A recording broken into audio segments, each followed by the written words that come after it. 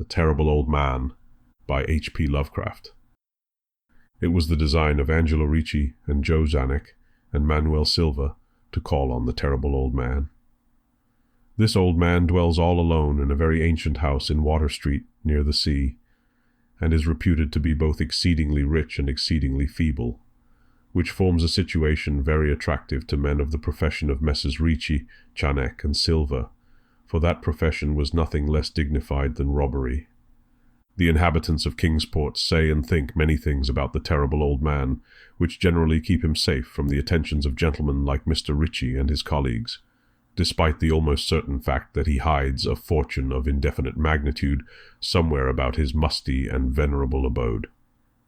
He is, in truth, a very strange person, believed to have been a captain of East India clipper ships in his day, so old that no one can remember when he was young, and so taciturn that few know his real name. Among the gnarled trees in the front yard of his aged and neglected place, he maintains a strange collection of large stones, oddly grouped and painted so that they resemble the idols in some obscure Eastern temple.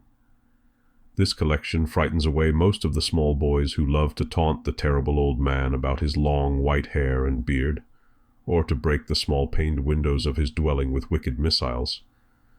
But there are other things which frighten the older and more curious folk who sometimes steal up to the house to peer in through the dusty panes.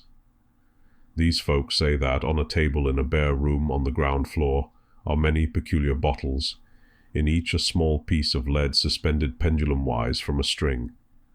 And they say that the terrible old man talks to these bottles, addressing them by such names as Jack, Scarface, Long Tom, Spanish Joe, Peters, and Mate Ellis, and that whenever he speaks to a bottle, the little lead pendulum within makes certain definite vibrations as if in answer. Those who have watched the tall, lean, terrible old man in these peculiar conversations do not watch him again. But Angelo Ricci and Joe Zanuck and Manuel Silva were not of Kingsport blood. They were of that new and heterogeneous alien stock which lies outside the charmed circle of New England life and traditions, and they saw in the terrible old man merely a tottering, almost helpless greybeard, who could not walk without the aid of his knotted cane, and whose thin, weak hands shook pitifully. They were really quite sorry in their way for the lonely, unpopular old fellow, whom everybody shunned, and at whom all the dogs barked singularly. But business is business, and to a robber whose soul is in his profession, there is a lure and a challenge about a very old and very feeble man who has no account at the bank, and who pays for his few necessities at the village store with Spanish gold and silver minted 2 centuries ago. Messrs. Ricci, Zanuck, and Silva selected the night of April 11th for their call.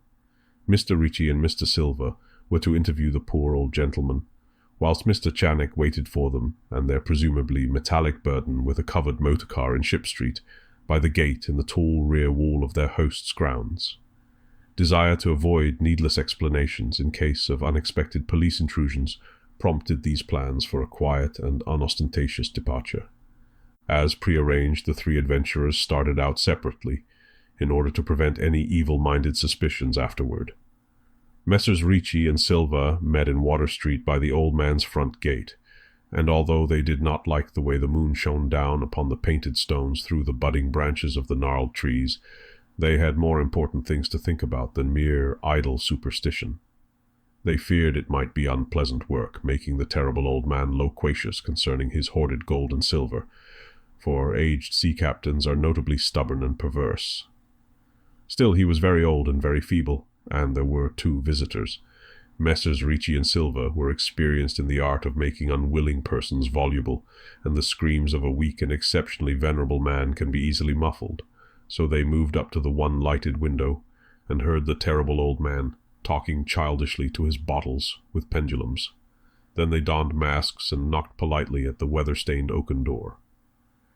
Waiting seemed very long to Mr. Zanuck, as he fidgeted restlessly in the covered motor car by the terrible old man's back gate in Ship Street. He was more than ordinarily tender-hearted, and he did not like the hideous screams he had heard in the ancient house just after the hour appointed for the deed. Had he not told his colleagues to be as gentle as possible with the pathetic old sea captain? Very nervously, he watched that narrow oaken gate in the high and ivy-clad stone wall. Frequently, he consulted his watch and wondered at the delay. Had the old man died before revealing where his treasure was hidden, and had a thorough search become necessary? Mr. Chanek did not like to wait so long in the dark in such a place. Then he sensed a soft tread or tapping on the walk inside the gate, heard a gentle fumbling at the rusty latch, and saw the narrow, heavy door swing inward. And in the pallid glow of the single dim street lamp, he strained his eyes to see what his colleagues had brought out of that sinister house which loomed so close behind. But when he looked, he did not see what he had expected, for his colleagues were not there at all, but only the terrible old man leaning quietly on his knotted cane and smiling hideously. Mr. Chanek had never before noticed the color of that man's eyes. Now he saw that they were yellow. Little things make considerable excitement in little towns, which is the reason the Kingsport people talked all that spring and summer about the 3 unidentifiable bodies, horribly slashed as with many cutlasses, and horribly mangled as by the tread of many cruel boot heels, which the tide washed in. And some people even spoke of things as trivial as the deserted motor car found in Ship Street, or certain especially inhuman cries, probably of a stray animal or migratory bird, heard in the night by wakeful citizens. But in this idle village gossip, the terrible old man took no interest at all. He was by nature reserved, and when one is aged and feeble, one's reserve is doubly strong. Besides, so ancient a sea captain must have witnessed scores of things much more stirring in the far-off days of his unremembered youth.